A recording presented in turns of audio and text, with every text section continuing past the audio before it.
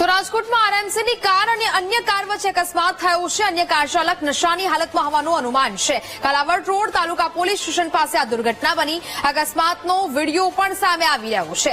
અન્ય કાર ચાલકે હાલ તો નશાની હાલતમાં હોવાનું પણ છે તે સામે આવી રહ્યું છે। આરએમસીની કાર હતી અને બીજી એક કાર હતી જેમાં અકસ્માત થયો હોવાનું સામે આવી રહ્યું છે। અન્ય કાર ચાલક નશાની હાલતમાં હોવાની પણ વિગતો મળી રહી છે। સંવાદદાતા શનિ ફોન લાઈન પર જોડાયા છે।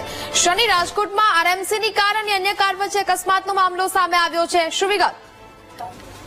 જેટના વાત કરવામાં આવે, રાજકોટ મહાનગરપાલિકાની કાર અને અન્ય કાર ખાનગી કાર સાથે અકસ્માતની ઘટના સામે આવી હતી। શહેરના કલાવ રોડ તાલુકા પોલીસ સ્ટેશન નજીક નશાની હાલતમાં હોવાનું એક વ્યક્તિ અકસ્માત સર્જવાનું અનુમાન છે તે લગાવવામાં આવ્યું છે।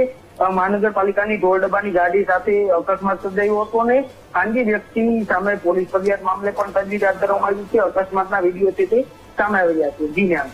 બિલકુલ શનિ, જાણકારી બદલ આભાર।